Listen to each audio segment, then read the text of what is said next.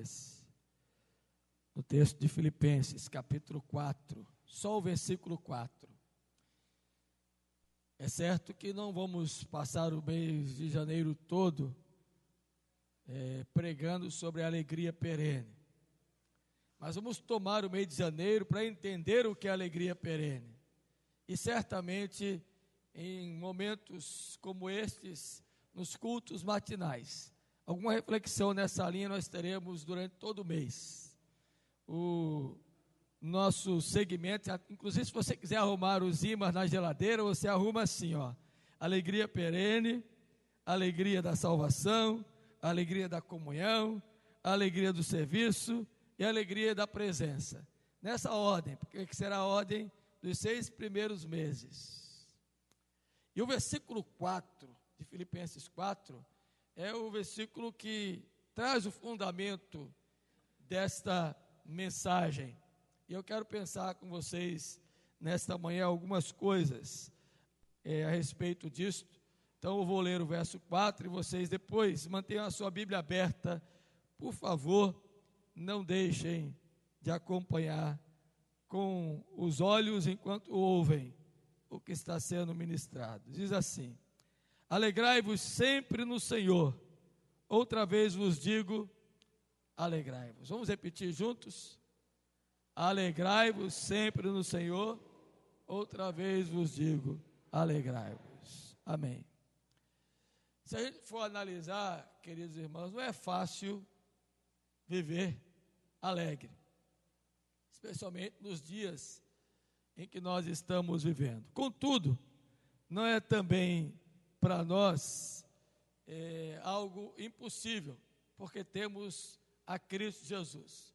E quando o apóstolo Paulo usa essa expressão aqui no versículo 4, que é das 4 vezes que ele menciona na carta, aquela que vem com um imperativo direto, alegrai-vos, e ele repete, outra vez eu vos digo, alegrai-vos no Senhor. Não é alegria passageira, não é alegria de coisas, não é alegria promovida por algo que venha de fora, não é uma alegria que diz respeito a alguma conquista, não é alegria que nos faça pensar em algum evento, não é alegria de algum entretenimento, é a alegria do Senhor e no Senhor. É uma alegria interna, é algo que venha de dentro.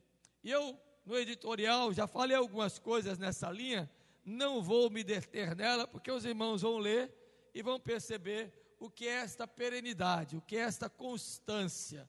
E é aquilo que a gente tem traduzido aqui já algumas vezes e falado em outras ocasiões, quando falamos de alegria, que nós somos felizes mesmo quando não estamos felizes. Esta é a ideia de contentamento interior, de satisfação interior, de prazer interior, de alegria interior, que somente o Espírito Santo de Deus pode produzir em nossa mente e em nosso coração, e que independe de circunstâncias externas, que independe de acontecimentos que venham de fora. É algo que foi inserido pelo Espírito Santo de Deus, que nos traz a certeza de que podemos viver alegremente com o Senhor. Não é à toa que uma das canções clássicas mais cantadas em todos os tempos é Jesus, a alegria dos homens. E a gente tem que entender que de fato em Jesus esta é a verdadeira alegria. A palavra perene na nossa língua portuguesa traz a ideia de continuidade, de algo que dura para sempre, de algo que não pode ser interrompido, de algo que não está inserido ao tempo, cronos, aquilo que pode ser mensurado. A perenidade da ideia de algo que é permanente, que não se extingue, que não se acaba. E Jesus em nós, que é a esperança da glória, Ele é a verdadeira alegria do nosso viver. Jesus é a fonte da alegria. E o apóstolo Paulo está tentando trazer isso à mente dos crentes de Filipos. Quando esta carta foi escrita por Paulo, ele estava preso. A discussão é grande onde é que ele se encontrava, possivelmente em Cesareia, uma das cidades do domínio.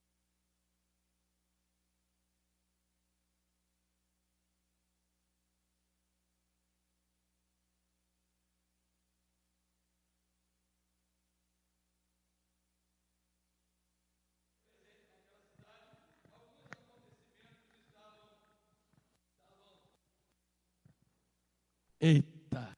Pessoal do som, por favor, equipe da sonorização, compra pilha nova, providencia microfone novo, porque não pode 2015 começar do jeito que terminou 2014, eu falando e os microfones falhando. Vou começar a falar sem microfone, a capela, mas eu voltar para onde eu estava falando, está vendo? Interrompe. Eu estava dizendo que quando Paulo escreveu esta carta, já havia 30 anos que Jesus havia sido assunto aos céus. E 10 anos depois que a igreja havia nascido em Filipos, e a narrativa do surgimento dessa igreja está lá em Atos capítulo 16. Portanto, a igreja existia há 10 anos. Filipos era uma das cidades mais importantes do Império Romano. Tinha sido construído por Alexandre, ou melhor, por Filipe, pai de Alexandre o Grande, cidade que ficava situada nas cordilheiras e montanhas, onde separava o Ocidente do Oriente, e passou a ser, para os romanos, miniatura de Roma, algo que dizia como que a presença de Roma aqui era uma cidade de um comércio muito grande, onde a prata e o ouro e todos os outros minerais eram extraídos, era um ponto de apoio na via ignática, onde o comércio passava.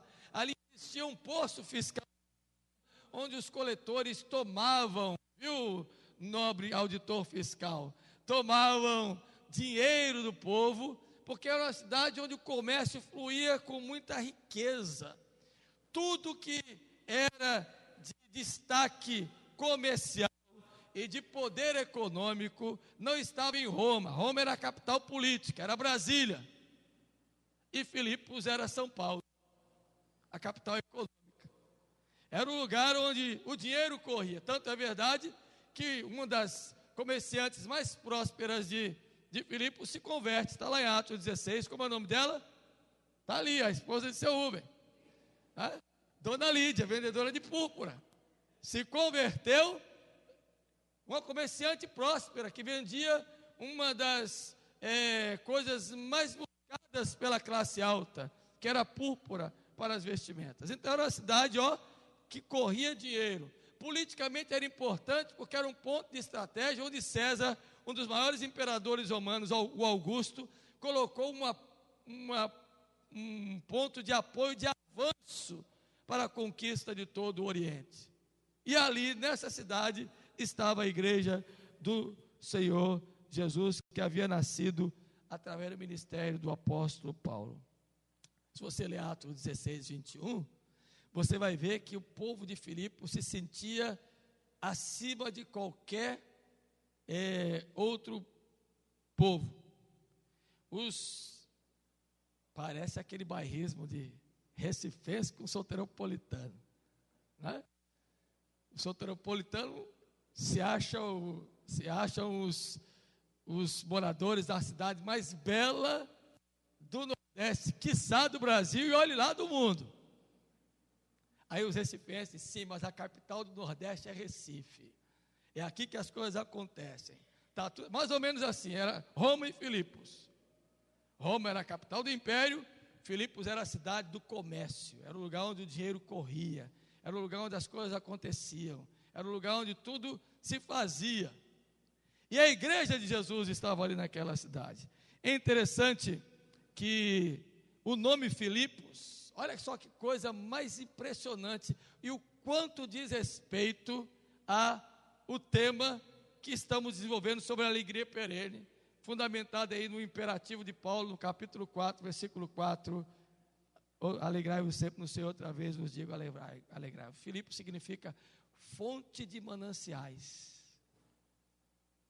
porque era uma cidade, como eu disse ainda há pouco, de muitos minérios, e fontes minerais existiam naquela cidade, águas puras, mananciais grandes de água existia na cidade de Filipos. O nome Filipos significa isso, muito mais do que simplesmente uma homenagem ao pai de Alexandre o Grande.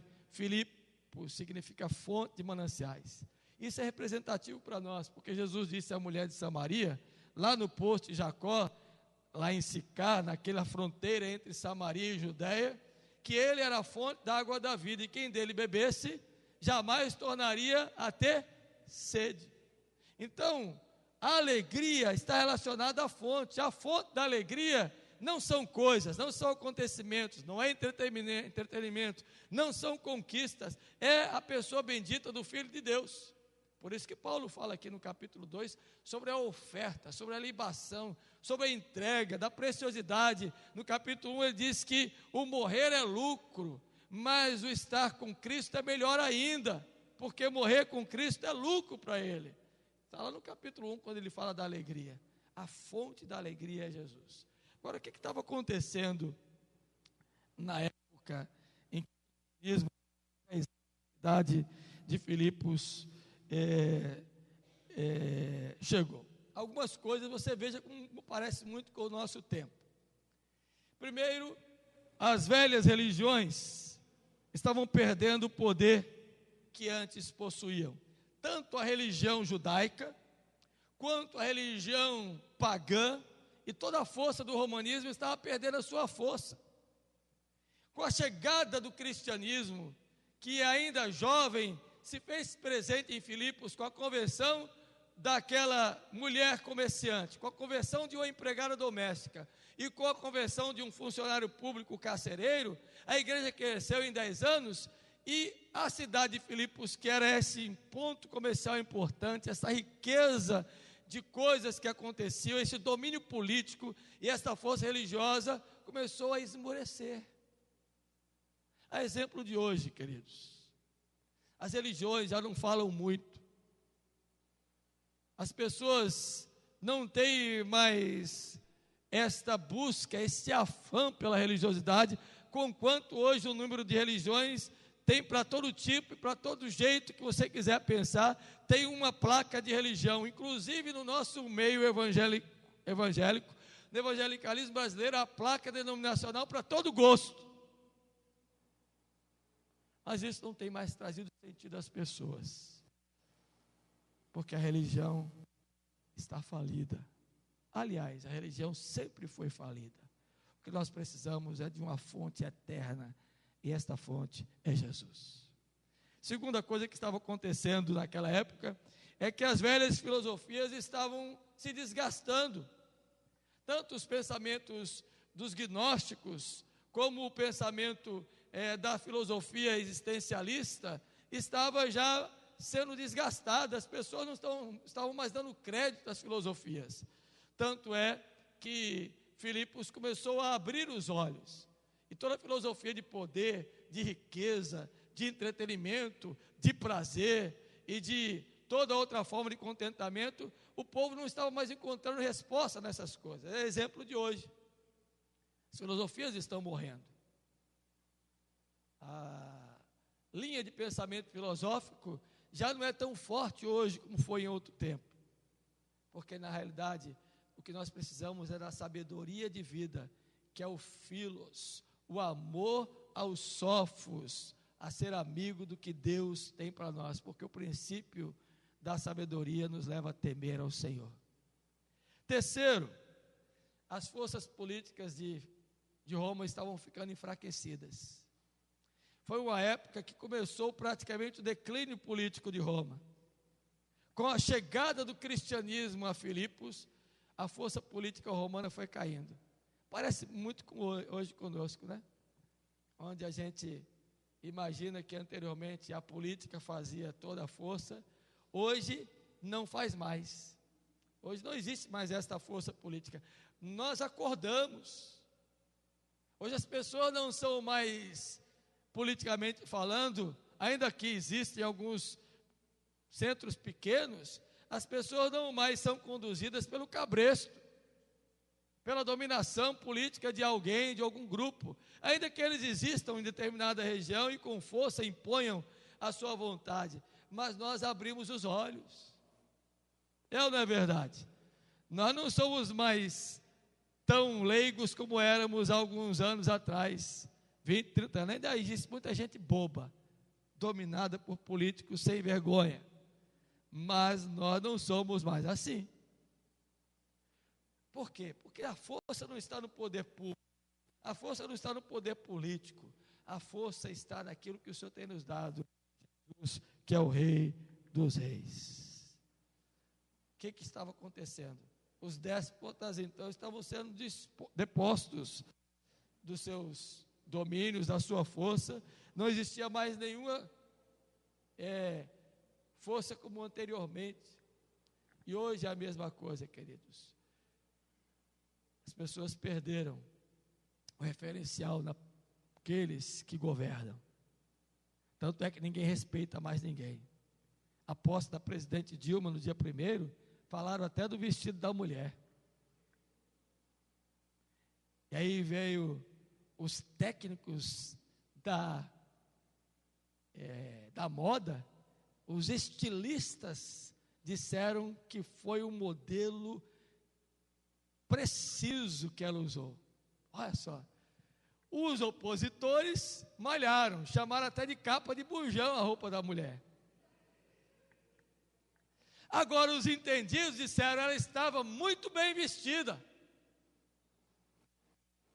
E é sempre assim, quem não entende quer falar mal do que não sabe, porque só quer malhar, não respeita e não entende que toda autoridade foi constituída por Deus, toda, mesmo aquela que não seja a que a gente queria, ou o que você esperava, mas foi Deus quem pôs. Respeite, e a quem Deus põe, Ele depõe, mas pode também dispor para a nossa edificação. Fecha parênteses, porque não é isso que eu quero falar. Só para você ficar acordado, se você gastar, outro dia, você sabe o que tem esses grupos, né? E esse zap é terrível. Eu tenho uns 4 zap, eu vou até deixar de ter alguns. E eu tenho um da minha turma, a turma João Calvino, que nos encontramos em setembro do ano passado para comemorarmos os 30 anos de nossa formatura do seminário. Aí criamos o grupo. E tem 2 colegas que passam o dia, não vou falar o dia inteiro não, porque eu vou, mas toda hora, vez por outra, tem uma postagem malhando o governo, malhando a presidente, malhando o ex-presidente, malhando desde o começo. Até que eu postei uma frase lá sobre orar pelas autoridades, e um outro colega escreveu um texto, eu disse: concorda, assina embaixo, fulano. Pararam de fazer. Quando foi essa semana, fizeram de novo por causa da posse. Aí eu entrei de novo. Concordo com você, Maurício, é desse jeito. Eu disse: se a gente, como crente, gastasse tempo para orar pelas autoridades, em vez de falar delas, se a gente curvasse o joelho todas as vezes que a gente vai falar mal das nossas autoridades, a gente orasse pelo judiciário, pelo legislativo, pelo executivo, nós estávamos vivendo uma vida melhor, mais mansa e mais tranquila sobre a face da terra, porque é a promessa lá de 1 Timóteo capítulo 12. O problema é que a gente fala mal, não é obrigado a concordar com tudo, mas pelo menos você deve orar, seja quem for a autoridade. Isso traz alegria ao coração, em vez de você ficar guardando rancor, pecha, não é? No coração para determinado político, determinado governante, você vai viver em paz, mais tranquilo, vai se alegrar mais com o seu país, com o seu estado, com a sua cidade. Olhe, eu não sou fã de quem administra a cidade, não.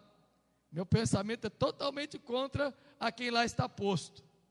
Eu sou anti ele, até no nome.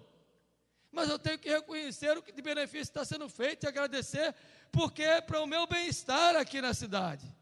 Louvado seja Deus, que usa até a mula de Balaão, quanto mais o Balaão da mula, que é o Estado. Então ore, você vai viver mais feliz, mais alegre, vai valorizar mais as coisas, vai olhar com outro olhar para o poder público, vai fazer a sua parte, não vai jogar lixo na rua, não vai estragar, nem depredar o que é público, não vai cruzar sinal vermelho, não vai estacionar em cima da calçada, não vai estacionar em lugar proibido. Isso é cidadania. E nos faz viver alegremente. É isso que Paulo está dizendo: alegrai-vos sempre no Senhor. Que a alegria de vocês não esteja nas coisas, não esteja nas pessoas, não esteja no poder, esteja em você. Viva alegremente no Senhor. Outra coisa, a cobiça e a crueldade estavam predominando na terra a época em que a carta de Filipos foi escrita. Queridos, vivemos tempo de cobiça.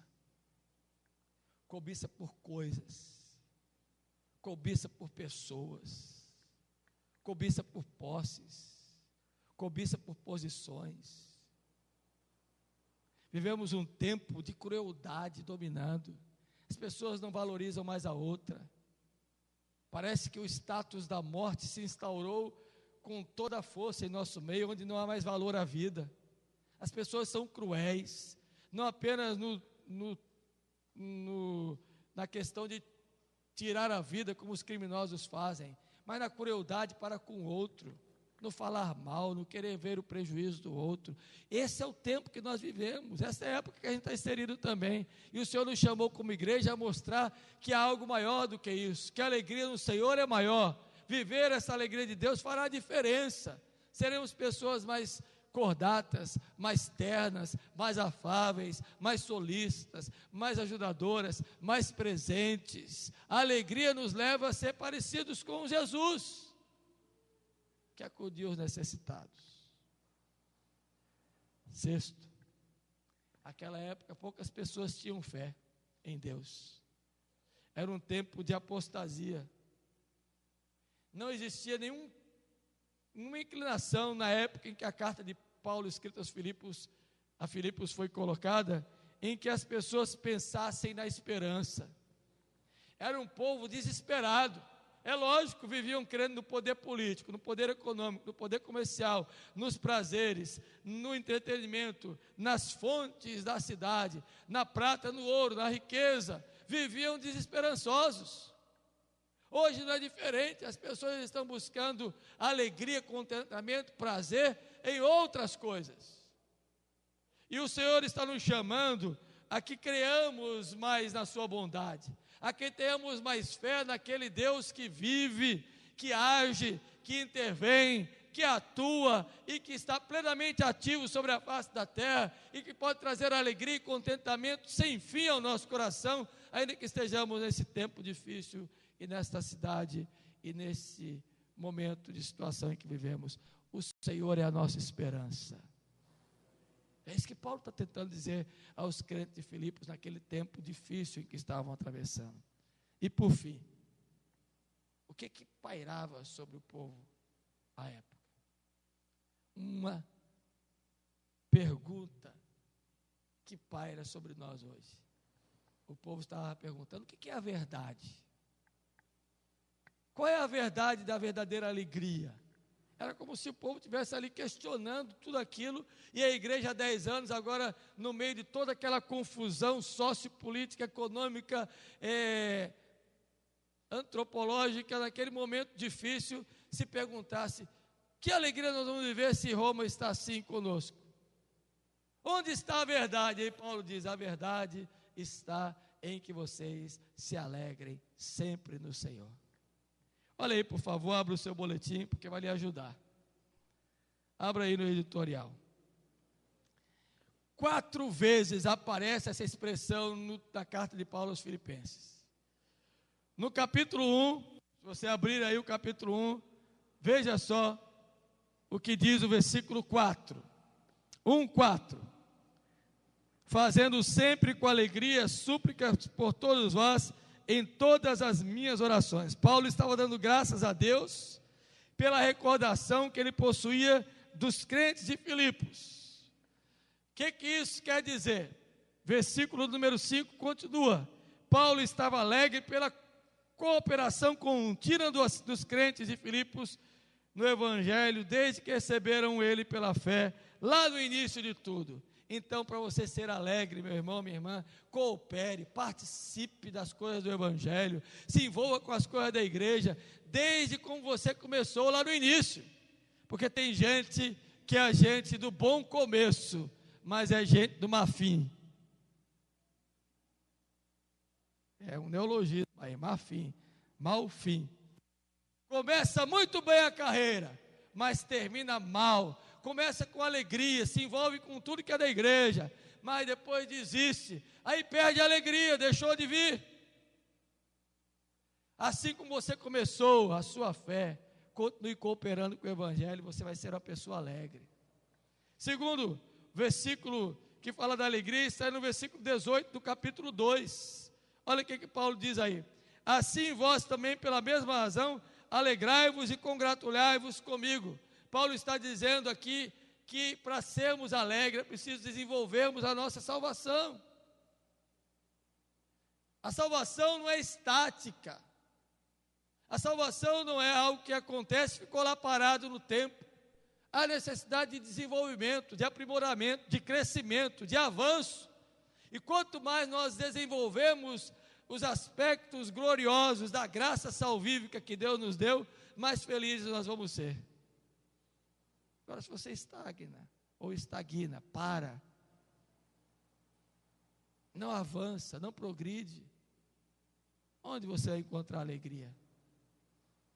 Ore como fez Davi: Senhor, restitui-me a alegria da tua salvação, e vá desenvolvê-la. Terceira vez que o versículo aparece sobre a alegria, está aí no versículo 1 do capítulo 3. Quanto ao mais, irmãos meus, alegrai-vos no Senhor. A mim não me desgosta, e é segurança para vós outros que eu escreva as mesmas coisas. Sabe o que Paulo está dizendo? Olha, não é nenhum descontentamento, nenhum desprazer para mim, nenhum desgosto para mim ficar repetindo para vocês: vivam alegres, vivam alegres, vivam alegres. Sabe por quê? Porque isto vai trazer segurança de vida para vocês. Alegrai-vos sempre, é isso. É andar sempre seguros na chamada e na exortação que Deus nos faz. Amém? Então, meu irmãozinho, meu irmão, versículo 4, é como se Paulo estivesse repetindo, e eu coloquei ele aí na tradução da linguagem de hoje. Tenham sempre alegria unidos com o Senhor. Repitam, tenham alegria. Repita comigo: tenhamos alegria. É isso que o Senhor quer, alegria no Senhor. Quero fazer a minha aplicação para fechar aqui tudo que eu disse nesta manhã. Preste atenção. Às vezes as pessoas dizem: por que o pastor não já dá logo a aplicação? Não tem sentido. Se não explicar a situação e o texto, por que ele foi escrito, como é que você vai entender o que vai ser aplicado? Não é verdade? Então, primeira coisa,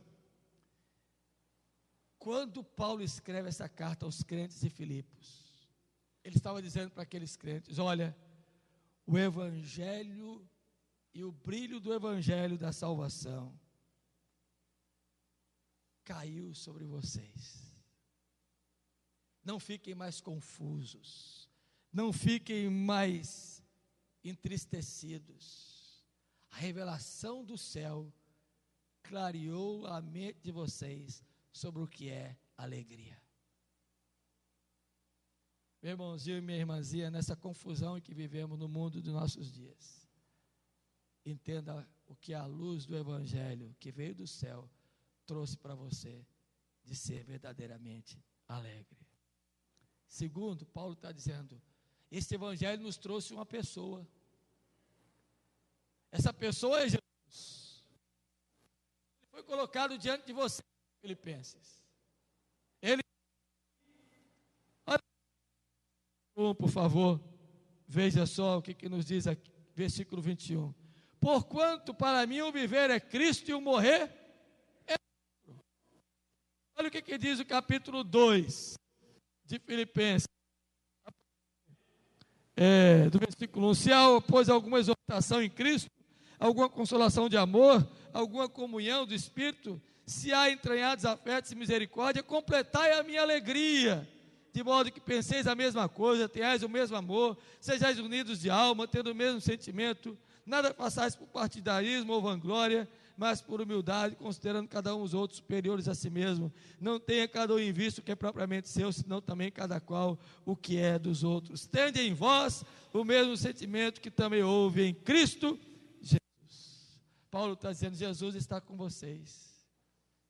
Pensem como Ele, ajam como Ele, vivam como Ele. Ele é a pessoa que traz alegria para o seu viver. Sabe por quê, meu irmão? O mundo tem experimentado aí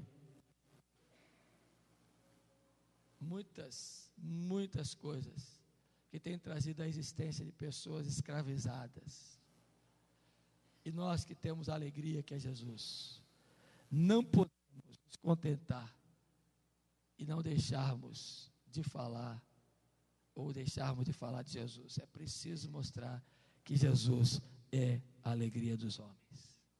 Jesus não é apenas o ideal, apenas uma ideia qualquer. Jesus não é apenas um sonho visionário. Jesus não é apenas um revolucionário. Jesus é a pessoa bendita do Filho de Deus, que nos trouxe a salvação e nos dá um novo sentido à existência, nos dá qualidade de vida, nos produz alegria interior. É dele que o mundo precisa, e nós que temos ele, precisamos mostrar e apresentar ao mundo. Tanto é verdade que as bem-aventuranças estão lá postas no capítulo 5 de Mateus. Jesus dizendo: quem são os verdadeiros homens e mulheres felizes. Por fim,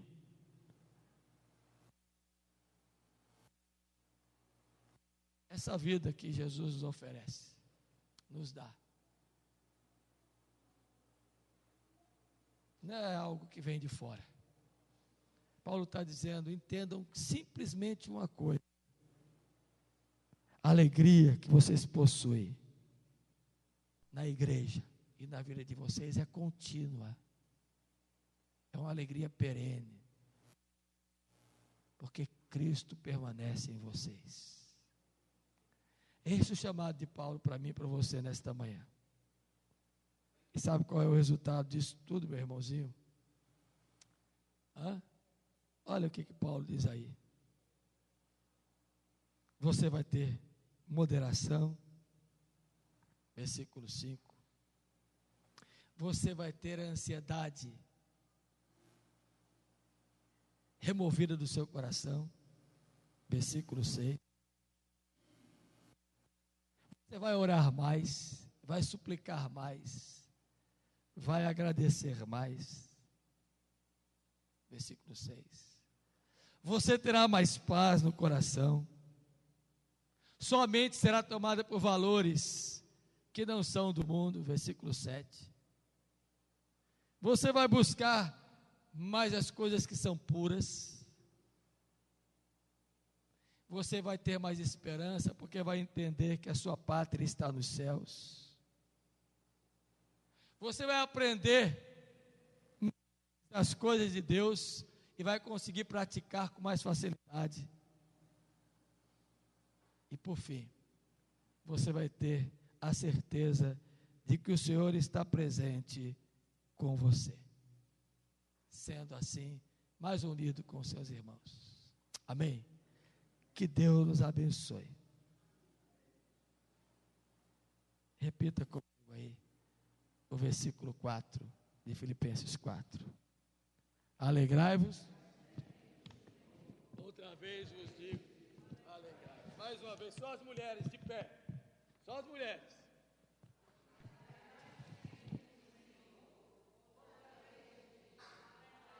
Agora os homens de pé vão dizer isto. Alegrai-vos sempre no Senhor. Outra vez vos digo, alegrai. Todo mundo bem forte, saindo daqui entendendo que a alegria é perene. Alegrai-vos sempre no Senhor. Outra vez vos digo, alegrai. Amém. Que seja assim. Que tenha um ano de 2015 cheio desta alegria perene. Eu repito para vocês: sejam alegres, porque com Jesus nós somos felizes, mesmo quando não estamos. Não são as coisas exteriores que nos trazem alegria, mas é o que já está em nosso interior, a vida abundante com a presença doce de Jesus. Abra o seu inário. Linda melodia. É o que vamos cantar. E saia daqui entendendo que a perenidade da alegria é possível para você. E viva 2015. Esta alegria de forma perene em seu viver. E quando você estiver assim abatido, ansioso, angustiado, atormentado, ore, clame, suplique, fale, seja grato, olhe para o Senhor, coopere mais com o Evangelho, seja mais unido na fé, tenha mais esperança da volta de Cristo, alimente em seu coração a unidade. Vamos cantar?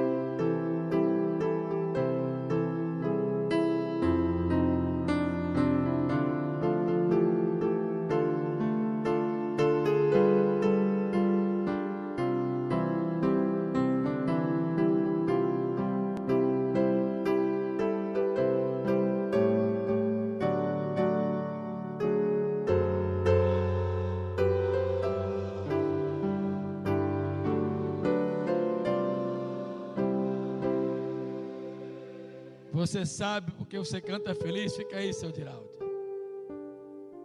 Porque você tem no seu coração gozo, paz e alegria que Jesus te deu. E sabe por que você tem isso? Por causa daquilo que a gente vai cantar agora. Não está no programa do boletim. Mas vamos cantar A Vida com Jesus, 110. E você vai entender que esta vida com Jesus é algo que você não pode prescindir jamais, em tempo algum. Nós vamos cantar diferente, viu, seu Diraldo? Nós vamos cantar as 3 estrofes seguidas, sem o coro. Canta a primeira estrofe, canta a segunda e canta a terceira e finaliza com o coro. Não é isso, porque o reflexo condicionado vai querer nos levar logo para o coro quando tem uma estrofe. Mas nós vamos fazer assim. Meu Kinder Ovo pro regente. Só as estrofes primeiro, a 1, a 2 e a 3. Depois o coro. E você que está aí, não esqueça. Um dia Cristo achou-me muito longe do meu lar, perdido já no mundo, sem mais poder voltar. Tomando-me em seus braços, firmou-me nos... A segunda estrofe. passamos pelo vale, conseguimos. Em meio a densas trevas, quem impedem o andar. Há muitas trevas por aí. Igual Filipos vivia, nós vivíamos em Salvador, mas o Senhor está conosco. A terceira, entramos na atmosfera. Entramos na atmosfera que envolve a quem. Já vivemos a alegria do lar celestial aqui e aguardamos um dia o Pai nos chamar para lá onde vamos morar. Isso é esperança. Aqui nesse mundo não há nada que nos dê mais alegria do que esse companheiro que zela por nossa alegria. Agora o coro bem forte. A presença de Jesus enche o coração de luz, muito preciosa fica e também mais rica.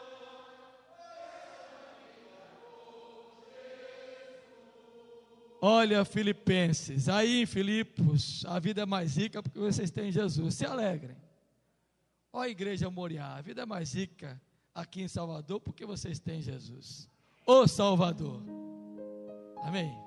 Vamos orar. Senhor, obrigado por esta manhã tão gloriosa e tão maravilhosa em tua casa.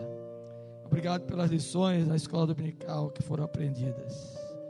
Obrigado, ó Deus, por tua palavra viva e eficaz. Obrigado pela exortação que ela nos traz, de vivermos a perenidade da alegria, que só é possível na pessoa de Jesus, o nosso Salvador, que mora em nós. Abençoa o teu povo, tua igreja aqui representada nesta manhã, e que cada um experimente dia após dia a alegria do Senhor, vivendo com moderação, vivendo em unidade, vivendo, ó seu Deus, mais gratos, vivendo longe da ansiedade, pensando as coisas que são mais puras, entendendo as verdades das Escrituras e, sobretudo, desfrutando da tua doce presença, que está conosco em todo tempo, em todo lugar, em qualquer situação e circunstância. Nós oramos agradecidos em nome de Jesus. Amém. E que agora a doce paz do Senhor Jesus, que com a sua maravilhosa graça nos alcançou, o grande amor de Deus, o nosso Pai, que nos chamou para sermos sua propriedade, e todo o poder de Deus, o Espírito Santo, que produz em nós a verdadeira alegria, consolo e conforto, repouso sobre vós, igreja de Deus aqui reunida nesta manhã, e sobre todo o povo de Deus espalhado pela face da terra, hoje e sempre, com alegria sendo vivida. Amém.